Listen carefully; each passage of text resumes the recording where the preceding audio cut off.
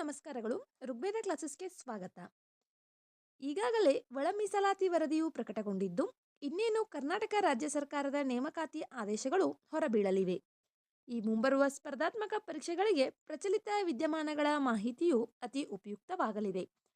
ಆದ್ದರಿಂದ ಇನ್ನೂ ನಮ್ಮ ಚಾನಲನ್ನು ಯಾರು ಸಬ್ಸ್ಕ್ರೈಬ್ ಮಾಡಿಕೊಂಡಿಲ್ಲವೋ ಅವರು ಈ ಕೂಡಲೇ ಸಬ್ಸ್ಕ್ರೈಬ್ ಮಾಡಿಕೊಂಡು ನಮ್ಮ ಚಾನಲ್ನಲ್ಲಿರುವ ಪ್ರಚಲಿತ ವಿದ್ಯಮಾನಗಳ ತರಗತಿಗಳನ್ನು ಕೇಳಿ ಮಾಹಿತಿಗಳನ್ನು ಪಡೆದುಕೊಳ್ಳಿ.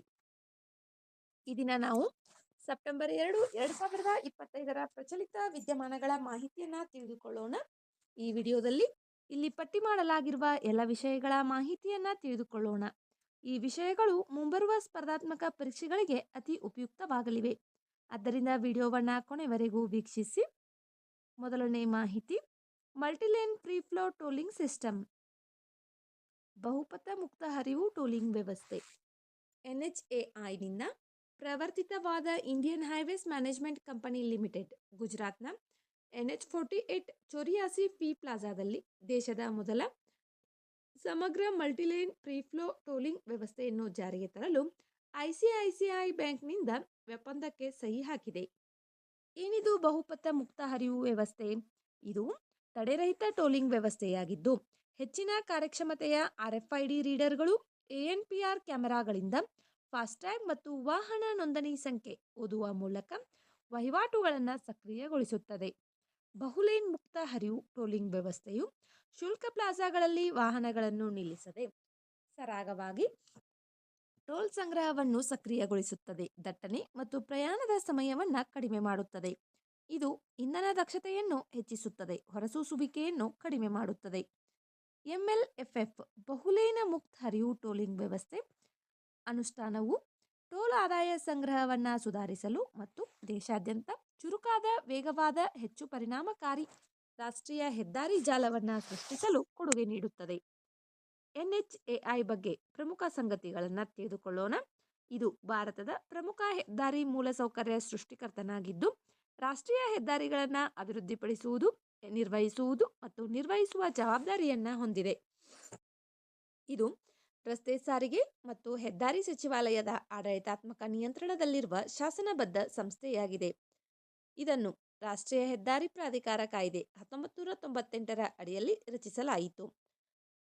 ಫೆಬ್ರವರಿ 1995ರಲ್ಲಿ ಕಾರ್ಯರೂಪಕ್ಕೆ ತರಲಾಯಿತು. ಇದು ಪೂರ್ಣಾವಧಿಯ ಅಧ್ಯಕ್ಷರನ್ನ ಒಳಗೊಂಡಿರುತ್ತದೆ. ಕೇಂದ್ರ ಸರ್ಕಾರದಿಂದ ನೇಮಕಗೊಂಡ 5 ಪೂರ್ಣಾವಧಿ ಸದಸ್ಯರಿಗಿಂತ ಹೆಚ್ಚಿಲ್ಲದ 4 ಅರೆಕಾಲಿಕ ಸದಸ್ಯರನ್ನ ಒಳಗೊಂಡಿರುತ್ತದೆ. ಕಾರ್ಯದರ್ಶಿ RT&H, ಕಾರ್ಯದರ್ಶಿ ಖರ್ಚು, ಕಾರ್ಯದರ್ಶಿ ಯೋಜನೆ DGRD ಮತ್ತು SS ಈ ರೀತಿಯ ಅರೆಕಾಲಿಕ ಸದಸ್ಯ ಕಾರ್ಯದರ್ಶಿಗಳನ್ನು ಒಳಗೊಂಡಿರುತ್ತದೆ. ಮೌರಿಟೇನಿಯಾ ಇಲ್ಲಿದೆ ನೋಡಿ, ಆಫ್ರಿಕಾದಲ್ಲಿ ಮೌರಿಟೇನಿಯಾ. ಇತ್ತೀಚೆಗೆ ಈ ಮೌರಿಟೇನಿಯಾ ಕರಾವಳಿಯಲ್ಲಿ ವಲಸಿಗರ ದೋಣಿ ಮುಳುಗಿ 49 ಜನ ಸಾವನ್ನಪ್ಪಿದ್ದಾರೆ ಮತ್ತು 100 ಜನ ಕಾಣೆಯಾಗಿದ್ದಾರೆ. ಆದ್ದರಿಂದ ಇದು ಸುದ್ದಿಯಲ್ಲಿದೆ. ಇದು ವಾಯುವ್ಯ ಆಫ್ರಿಕಾದಲ್ಲಿರುವ ಒಂದು ದೇಶವಾಗಿದೆ. 10,30,000 ಚದರ್ ಕಿಲೋಮೀಟರ್ ವಿಸ್ತೀರ್ಣವನ್ನು ಹೊಂದಿರುವ ಇದು ಸಹೆಲ್ ಪ್ರದೇಶದ ಒಂದು ದೇಶ. ಸಹಾರಾ ಮತ್ತು ದಕ್ಷಿಣಕ್ಕೆ ಆರ್ದ್ರ ಸವನ್ನಾಗಳ ನಡುವಿನ ಆಫ್ರಿಕಾದಂಥ ಒಂದು ಪಟ್ಟಿಯಾಗಿದೆ. ಇದು ಇತರ 4 ರಾಷ್ಟ್ರಗಳ ಅಂದರೆ ಪಶ್ಚಿಮ ಸಹಾರಾ, ಸೆನೆಗಲ್, ಅಲ್ಜೀರಿಯಾ ಮತ್ತು ಮಾಲಿ ಇವುಗಳ 4 ರಾಷ್ಟ್ರಗಳ ಗಡಿಯಾಗಿದೆ. ಪಶ್ಚಿಮಕ್ಕೆ ಅಟ್ಲಾಂಟಿಕ್ ಸಾಗರವಿದೆ. ಇದರ ಭೂಪ್ರದೇಶದ ಸರಿಸುಮಾರು 90% ಸಹಾರಾ ಮರುಭೂಮಿಯಲ್ಲಿದೆ. ಈ ಪ್ರದೇಶದ ಅತ್ಯಂತ ಪ್ರಮುಖ ಲಕ್ಷಣವೆಂದರೆ ಗುಯೆಲ್ಬರ್ ರಿಚಾರ್ಟ್. ಇದನ್ನು ಸಹಾರದ ಕಣ್ಣು ಎಂದು ಕರೆಯುತ್ತಾರೆ. ಇದು ಆಳವಾಗಿ ಸವೆದ ಗುಮ್ಮಟವಾಗಿದ್ದು, ವಿವಿಧ ರೀತಿಯ ಒಳನುಗ್ಗುವ ಮತ್ತು ಹೊರತೆಗೆಯುವ ಅಗ್ನಿಶಿಲೆಗಳನ್ನು ಒಳಗೊಂಡಿದೆ. ಸೆನೆಗಲ್ ನದಿ ದೇಶದ ಪ್ರಮುಖ ಜಲಮಾರ್ಗವಾಗಿದೆ. ಇಲ್ಲಿನ ಜನರು ಅರಬ್ಬರು ಮತ್ತು ಬರ್ಬರಗಳ ವಂಶಸ್ಥರು. ಹೆಚ್ಚಿನ ಜನಸಂಖ್ಯೆಯು ಕರಾವಳಿ ನಗರಗಳಿಗೆ ಅಥವಾ ದಕ್ಷಿಣದಲ್ಲಿರುವ ಸೆನೆಗಲ್ ನದಿಗೆ ಅಂಟಿಕೊಂಡಿದೆ. 1960ರಲ್ಲಿ ಮೌರಿಟೇನಿಯಾ ಫ್ರಾನ್ಸ್ನಿಂದ ಸ್ವತಂತ್ರವಾಯಿತು. 1981ರಲ್ಲಿ ಮೌರಿಟಾನಿಯಾ ಗುಲಾಮಗಿರಿಯನ್ನು ನಿಷೇಧಿಸಿದ ವಿಶ್ವದ ಕೊನೆಯ ದೇಶವಾಯಿತು. ಇದರ ರಾಜಧಾನಿ ನೌಕ್ಚಾಟ್. ಇಲ್ಲಿನ ಭಾಷೆ ಅರೇಬಿಕ್, ಫುಲಾನಿ, ಸೋನಿಕೆ, ಒಲೋಪ್ ಮತ್ತು ಫ್ರೆಂಚ್ ಭಾಷೆಗಳು ಸಹ ಸಾಮಾನ್ಯವಾಗಿವೆ. ಈ ದೇಶದ ರಾಷ್ಟ್ರೀಯ ಧರ್ಮವು ಇಸ್ಲಾಂ ಆಗಿದೆ. ನೆಕ್ಸ್ಟ್ ಕ್ಲೋಪಿಡೋಗ್ರೆಲ್. ಹೃದಯಾಘಾತದ ದೀರ್ಘಾವಧಿ ತಡೆಗಟ್ಟುವಿಕೆ, ವಿಶೇಷವಾಗಿ ಹೆಚ್ಚಿನ ಅಪಾಯದಲ್ಲಿರುವವರಿಗೆ ಕ್ಲೋಪಿಡೋಗ್ರೆಲ್ ಪ್ರಸಿದ್ಧ ಪ್ಲೇಟ್ಲೆಟ್ ವಿರೋಧಿ ಔಷಧ. ಆಸ್ಪಿರಿನ್ಗಿಂತ ಹೆಚ್ಚು ಪರಿಣಾಮಕಾರಿ ಎಂದು ವೈದ್ಯರು ಈಗ ನಂಬಿದ್ದಾರೆ. ಆದ್ದರಿಂದ ಇದು ಸುದ್ದಿಯಲ್ಲಿದೆ. ಏನಿದು ಕ್ಲೋಪಿಡೋಗ್ರೆಲ್? ಇದು ರಕ್ತ ಹೆಪ್ಪುಗಟ್ಟುವಿಕೆಯನ್ನು ತಡೆಯುವ ಪ್ಲೇಟ್ಲೆಟ್ ವಿರೋಧಿ ಏಜೆಂಟ್ಗಳ ವರ್ಗಕ್ಕೆ ಸೇರಿದ ಔಷಧಿಯಾಗಿದೆ. ಇದನ್ನು ಸಾಮಾನ್ಯವಾಗಿ ಜನರು ಮತ್ತು ಬಾಹ್ಯ ಅಪಧಮನಿಯ ಕಾಯಿಲೆ ಅಥವಾ ಅಸ್ಥಿರ ಅಂಚಿನ ಇರುವವರಲ್ಲಿ ಹೃದಯಾಘಾತ ಮತ್ತು ಪಾರ್ಶ್ವವಾಯು ಅಪಾಯವನ್ನು ಕಡಿಮೆ ಮಾಡಲು ಸೂಚಿಸಲಾಗುತ್ತದೆ. ಕ್ಲೋಪಿಡೋಗ್ರೆಲ್ ರಕ್ತ ಹೆಪ್ಪುಗಟ್ಟುವಿಕೆ ರೂಪಿಸುವಲ್ಲಿ ಪ್ರಮುಖ ಪಾತ್ರ ವಹಿಸುವ ರಕ್ತ ಕಣಗಳಾದ ಪ್ಲೇಟ್ಲೆಟ್ ಕ್ರಿಯೆಯನ್ನು ತಡೆಯುವ ಮೂಲಕ ಕಾರ್ಯನಿರ್ವಹಿಸುತ್ತದೆ. ಇದು ಗಂಭೀರ ಹೃದಯ ಸಂಬಂಧಿ ಘಟನೆಗಳ ಅಪಾಯವನ್ನು ಕಡಿಮೆ ಮಾಡುತ್ತದೆ. ಹೃದಯಾಘಾತವನ್ನು ತಡೆಗಟ್ಟಲು, ಪಾರ್ಶ್ವವಾಯು ತಡೆಗಟ್ಟುವಿಕೆ, ಬಾಹ್ಯ ಅಪಧಮನಿಯ ಕಾಯಿಲೆ ಚಿಕಿತ್ಸೆಯನ್ನು ತಡೆಗಟ್ಟಲು ಕೆಲವು ವೈದ್ಯಕೀಯ ವಿಧಾನಗಳ ನಂತರ ರಕ್ತ ಹೆಪ್ಪುಗಟ್ಟುವಿಕೆಯನ್ನು ತಡೆಯುವುದು. ಹೃತ್ಕರ್ಣದ ಕಂಪನ ರೋಗಿಗಳಲ್ಲಿ ರಕ್ತ ಹೆಪ್ಪುಗಟ್ಟುವಿಕೆಯನ್ನು ತಡೆಯಲು ಈ ಕ್ಲೋಪಿಡೋಗ್ರೆಲ್ ಅನ್ನು ಬಳಸಲಾಗುತ್ತದೆ. ಇದನ್ನು ಸಾಮಾನ್ಯವಾಗಿ ಆಹಾರವಿಲ್ಲದೆ ಮೌಖಿಕವಾಗಿ ತೆಗೆದುಕೊಳ್ಳಲಾಗುತ್ತದೆ. ಆದಾಗ್ಯೂ ಔಷಧಿಯ ಡೋಸೇಜ್ ಮತ್ತು ಆವರ್ತನವು ವ್ಯಕ್ತಿಯ ವೈದ್ಯಕೀಯ ಸ್ಥಿತಿ, ವಯಸ್ಸು ಮತ್ತು ಚಿಕಿತ್ಸೆಗೆ ಪ್ರತಿಕ್ರಿಯೆಯನ್ನು ಅವಲಂಬಿಸಿರುತ್ತದೆ.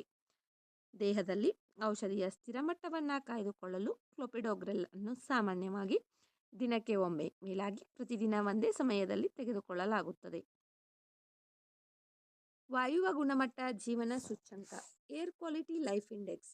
ವಾಯು ಮಾಲಿನ್ಯ ಭಾರತದ ಅತ್ಯಂತ ಗಂಭೀರ ಆರೋಗ್ಯ ಬೆದರಿಕೆಯಾಗಿ ಹೊರಹೊಮ್ಮಿದ್ದು, ದೇಶದ ಸರಾಸರಿ ಜೀವಿತಾವಧಿಯನ್ನು 3.5 ವರ್ಷಗಳಷ್ಟು ಕಡಿಮೆ ಮಾಡಿದೆ ಎಂದು ವಾಯು ಗುಣಮಟ್ಟ ಜೀವನ ಸೂಚ್ಯಂಕ ವರದಿ 2025 ತಿಳಿಸಿದೆ. ವಾಯು ಗುಣಮಟ್ಟ ಜೀವನ ಸೂಚ್ಯಂಕ ಇದು ಜೀವಿತಾವಧಿಯ ಮೇಲೆ ವಾಯುಮಾಲಿನ್ಯದ ಪ್ರಭಾವವನ್ನು ಅಳೆಯುತ್ತದೆ. ಚಿಕಾಗೋ ವಿಶ್ವವಿದ್ಯಾಲಯದ ಮೈಕೆಲ್ ಗ್ರೀನ್ಸ್ಟೋನ್ ಮತ್ತು ಎನರ್ಜಿ ಪಾಲಿಸಿ ಇನ್ಸ್ಟಿಟ್ಯೂಟ್ ಅಭಿವೃದ್ಧಿಪಡಿಸಿದ AQLI ಮಾಲಿನ್ಯದ ಪರಿಣಾಮಗಳನ್ನು ಪ್ರಮಾಣೀಕರಿಸುತ್ತದೆ. AQLI ದೀರ್ಘಾವಧಿಯ ವಾಯು ಮಾಲಿನ್ಯಕ್ಕೆ ಒಡ್ಡಿಕೊಳ್ಳುವುದರ ಕುರಿತು ಸಂಶೋಧನೆಯನ್ನು ಜಾಗತಿಕ ಕಣ ಮಾಲಿನ್ಯ ಮಾಪನಗಳೊಂದಿಗೆ ಸಂಯೋಜಿಸುತ್ತದೆ. ಇದು ವಿಶ್ವಾದ್ಯಂತ ಸಮುದಾಯಗಳ ಮೇಲೆ ವಾಯು ಮಾಲಿನ್ಯದ ನಿಜವಾದ ವೆಚ್ಚದ ಒಳನೋಟಗಳನ್ನು ಒದಗಿಸುತ್ತದೆ. 2025 ವಾಯುವ ಗುಣಮಟ್ಟ ಜೀವನ ಸೂಚ್ಯಂಕ ವರದಿಯ ಮುಖ್ಯಾಂಶಗಳನ್ನು ಇವಾಗ ತಿಳಿದುಕೊಳ್ಳೋಣ. ವಾಯು ಮಾಲಿನ್ಯವು ಭಾರತದ ಅತ್ಯಂತ ಗಂಭೀರ ಆರೋಗ್ಯ ಬೆದರಿಕೆಯಾಗಿ ಹೊರಹೊಮ್ಮಿದ್ದು, ದೇಶದ ಸರಾಸರಿ ಜೀವಿತಾವಧಿಯನ್ನು 3.5 ವರ್ಷಗಳಷ್ಟು ಕಡಿಮೆ ಮಾಡಿದೆ. ವಿಷಕಾರಿ ಗಾಳಿಯು ಭಾರತೀಯರಿಗೆ ಬಾಲ್ಯ ಮತ್ತು ತಾಯಿಯ ಅಪೌಷ್ಟಿಕತೆಯಿಂದ ಸುಮಾರು 2 ಪಟ್ಟು ಹೆಚ್ಚು ವರ್ಷಗಳನ್ನು ಕಸಿದುಕೊಳ್ಳುತ್ತಿದೆ. ಅಸುರಕ್ಷಿತ ನೀರು, ನೈರ್ಮಲ್ಯ, ಕೈತೊಳೆಯುವಿಕೆಯ ಪರಿಣಾಮಕ್ಕಿಂತ 5 ಪಟ್ಟು ಹೆಚ್ಚಾಗಿದೆ. ಎಲ್ಲ 1.4 ಶತಕೋಟಿ ಭಾರತೀಯರು ಮಾಲಿನ್ಯದ ಮಟ್ಟವು ವಿಶ್ವ ಆರೋಗ್ಯ ಸಂಸ್ಥೆ ನಿಗದಿಪಡಿಸಿದ PM2.5 ಸುರಕ್ಷಿತ ಮಿತಿಯಾದ ಹೆಚ್ಚಿರುವ ಪ್ರದೇಶಗಳಲ್ಲಿ ವಾಸಿಸುತ್ತಿದ್ದಾರೆ. ಉತ್ತರ ವಲಯವು ಇನ್ನು ವಿಶ್ವದ ಅತ್ಯಂತ ಕಲುಷಿತ ವಲಯವಾಗಿದ್ದು, 544.4 ಮಿಲಿಯನ್ ಜನರು ತೀವ್ರ ವಾಯು ಮಾಲಿನ್ಯದಲ್ಲಿ ವಾಸಿಸುತ್ತಿದ್ದಾರೆ. ದೆಹಲಿ NCR ಅತ್ಯಂತ ಹೆಚ್ಚು ಹಾನಿಗೊಳಗಾಗಿದ್ದು, ನಿವಾಸಿಗಳು 8 ವರ್ಷ 2 ತಿಂಗಳ ಜೀವಿತಾವಧಿಯ ನಷ್ಟವನ್ನು ಎದುರಿಸುತ್ತಿದ್ದಾರೆ. ಬಿಹಾರ್ 5.6 ವರ್ಷಗಳು, ಹರಿಯಾಣ 5.3 ವರ್ಷಗಳು, ಉತ್ತರ ಪ್ರದೇಶ್ 5 ವರ್ಷಗಳ ಜೀವಿತಾವಧಿಯ ನಷ್ಟವನ್ನು ಅನುಭವಿಸುತ್ತಿದ್ದಾರೆ. ಅಪಾಯಕಾರಿ ಸಂಗತಿಯೆಂದರೆ 46% ಭಾರತೀಯರು ಭಾರತದ ಸ್ವಂತ PM2.5 ಮಾನದಂಡಗಳನ್ನು ಮೀರಿದ ಪ್ರದೇಶಗಳಲ್ಲಿ ವಾಸಿಸುತ್ತಿದ್ದಾರೆ ಎಂದು ವರದಿಯು ಗಮನಿಸಿದೆ. ಈ ರಾಷ್ಟ್ರೀಯ ಮಾನದಂಡವನ್ನು ಪೂರೈಸಲು ಮಾಲಿನ್ಯದ ಮಟ್ಟವನ್ನು ಕಡಿಮೆ ಮಾಡಿದರೆ ಭಾರತೀಯರು ಸರಾಸರಿ 1.5 ವರ್ಷಗಳ ಜೀವಿತಾವಧಿಯನ್ನು ಪಡೆಯಬಹುದು. ಸ್ವಚ್ಛ ಪ್ರದೇಶಗಳಲ್ಲಿಯೂ ಸಹ ವರ್ಲ್ಡ್ ಹೆಲ್ತ್ ಆರ್ಗನೈಜೇಷನ್ನ ಕಠಿಣ ಮಾರ್ಗಸೂಚಿಯನ್ನು ಪೂರೈಸುವುದರಿಂದ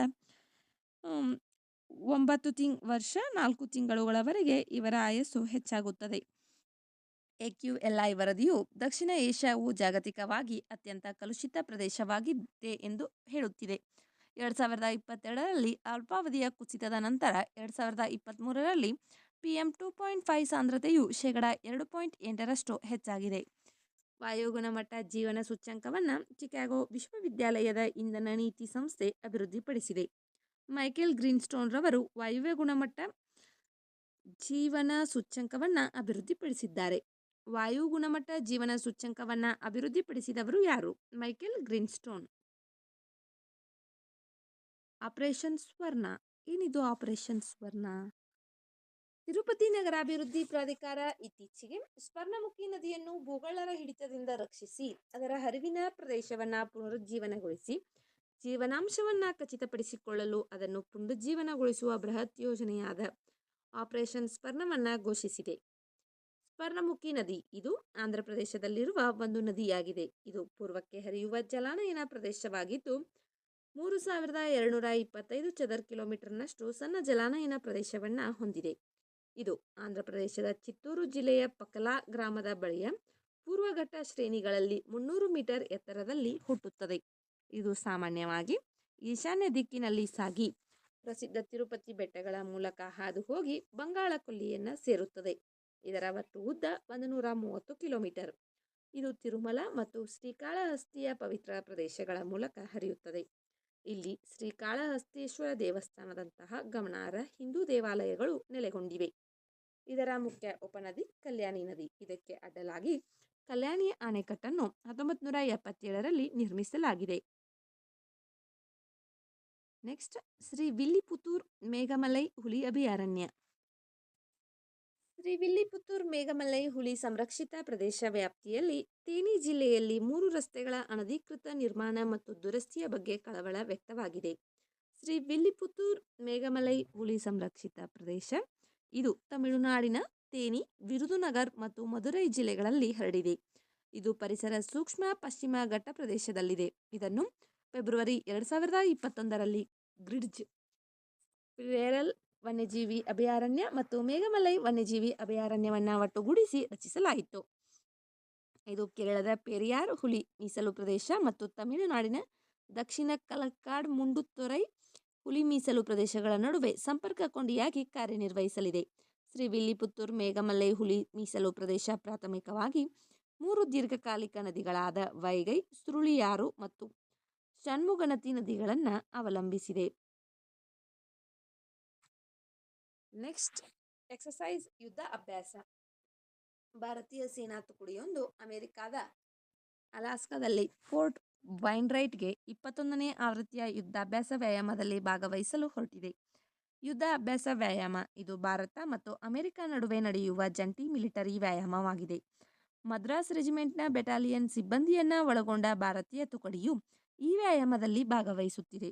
2 ವಾರಗಳ ಕಾಲ ಪಡೆಗಳು ಹೆಲಿಬೋರ್ನ್ ಕಾರ್ಯಾಚರಣೆಗಳು, ಕಣ್ಗಾವಲು ಸಂಪನ್ಮೂಲಗಳು ಮತ್ತು ಮಾನವರಹಿತ ವೈಮಾನಿಕ ವ್ಯವಸ್ಥೆಗಳ ಉದ್ಯೋಗ, ರಾಕ್ಕ್ರಾಫ್ಟ್, ಪರ್ವತ ಯುದ್ಧ, ಅಪಘಾತಕ್ಕೊಳಗಾದವರನ್ನು ಸ್ಥಳಾಂತರಿಸುವುದು, ಯುದ್ಧ ವೈದ್ಯಕೀಯ ನೆರವು ಮತ್ತು ಪಿರಂಗಿ ವಾಯುಯಾನ, ಎಲೆಕ್ಟ್ರಾನಿಕ್ ಯುದ್ಧ ವ್ಯವಸ್ಥೆಗಳ ಸಮಗ್ರ ಬಳಕೆ ಸೇರಿದಂತೆ ಯುದ್ಧತಂತ್ರದ ಕವಾಯತುಗಳನ್ನು ವರ್ಣಪಟಲಗಳನ್ನು ಪೂರ್ವಾಭ್ಯಾಸ ಮಾಡಲಿವೆ. ಇದಲ್ಲದೆ 2 ಸೇನೆಗಳ ವಿಷಯ ತಜ್ಞರು UAS ಮತ್ತು ಕೌಂಟರ್ UAS ಕಾರ್ಯಾಚರಣೆಗಳು, ಮಾಹಿತಿ ಯುದ್ಧ, ಸಂವಹನ ಮತ್ತು ಲಾಜಿಸ್ಟಿಕ್ಸ್ನಂತಹ ನಿರ್ಣಾಯಕ ಕ್ಷೇತ್ರಗಳಲ್ಲಿ ಕಾರ್ಯಗುಂಪುಗಳನ್ನು ನಡೆಸುತ್ತವೆ. ಈ ವ್ಯಾಯಾಮವು ಜಂಟಿಯಾಗಿ ಯೋಜಿಸಿ ಕಾರ್ಯಗತಗೊಳಿಸಿದ ಯುದ್ಧತಂತ್ರದ ಕುಶಲತೆಗಳೊಂದಿಗೆ ಮುಕ್ತಾಯಗೊಳ್ಳಲಿದೆ. ಇದು ಲೈವ್ ಫೈರ್ ವ್ಯಾಯಾಮಗಳಿಂದ ಹಿಡಿದು ಎತ್ತರದ ಯುದ್ಧ ಸನ್ನಿವೇಶಗಳವರೆಗೆ ಇರುತ್ತದೆ. ಇದು ವಿಶ್ವಸಂಸ್ಥೆಯ ಶಾಂತಿ ಪಾಲನಾ ಕಾರ್ಯಾಚರಣೆಗಳ ಸಾಮರ್ಥ್ಯಗಳನ್ನು ಸುಧಾರಿಸುವ ಮತ್ತು ಬಹುಡೊಮೇನ್ ಸವಾಲುಗಳಿಗೆ ಸನ್ನದ್ಧತೆಯನ್ನು ಬಲಪಡಿಸುವತ್ತ ಗಮನಹರಿಸುತ್ತದೆ. ಭಾರತ ಮತ್ತು ಅಮೆರಿಕ ನಡುವೆ ನಡೆಯುವ ಇತರ ವ್ಯಾಯಾಮಗಳು ವಜ್ರಪ್ರಹಾರ ಇದು ಸೇನೆಗೆ ಸಂಬಂಧಿಸಿದ ವ್ಯಾಯಾಮವಾಗಿದೆ. ಮಲಬಾರ್ ಇದು ನೌಕಾಪಡೆಗೆ ಸಂಬಂಧಿಸಿದ ವ್ಯಾಯಾಮವಾಗಿದೆ. ಕೋಪ್ ಇಂಡಿಯಾ ಮತ್ತು ರೆಡ್ ಫ್ಲಾಗ್ ಇವು ವಾಯುಪಡೆಗೆ ಸಂಬಂಧಿಸಿದಂಥ ವ್ಯಾಯಾಮಗಳಾಗಿವೆ. ವಿಡಿಯೋದಲ್ಲಿರುವ ಮಾಹಿತಿ ಉಪಯುಕ್ತವೆನಿಸಿದರೆ ವಿಡಿಯೋಗೆ ಒಂದು ಲೈಕ್ ಮಾಡಿ. ಮತ್ತಷ್ಟು ಮಾಹಿತಿಗಾಗಿ ನಮ್ಮ ಚಾನಲ್ನಲ್ಲಿರುವ ವಿಡಿಯೋಗಳನ್ನು ವೀಕ್ಷಿಸಿ. ಮುಂಬರುವ ವಿಡಿಯೋಗಳು ಮತ್ತು ಮಾಹಿತಿಗಾಗಿ ನಮ್ಮ ಚಾನಲನ್ನು ಸಬ್ಸ್ಕ್ರೈಬ್ ಮಾಡಿಕೊಳ್ಳಿ. ನಿಮ್ಮ ಸ್ನೇಹಿತರೊಂದಿಗೆ ಹಂಚಿಕೊಳ್ಳಿ. ನಿಮ್ಮ ಅಮೂಲ್ಯವಾದ ಸಮಯವನ್ನು ನೀಡಿ ನಮ್ಮ ವಿಡಿಯೋವನ್ನು ವೀಕ್ಷಿಸಿದ್ದಕ್ಕಾಗಿ ಧನ್ಯವಾದಗಳು.